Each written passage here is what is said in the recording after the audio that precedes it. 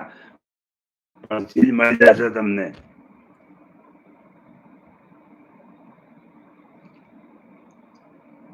જયારે હું કહું કે બીડીનો નશો કરવો નહીં, પડીનો નશો કરવો નહીં, હું આ બીડી પીવું ને એટલે ભાવ કેમેરા આમથી આમ ફેરવું, એના કારણે પછી થોડી વાર હેલ્મેટ ને શું મૂકું બરો, અને પછી બેઠો બેઠો ધુઆ ફૂંકો કરું એટલે તમને પણ ન દેખાય.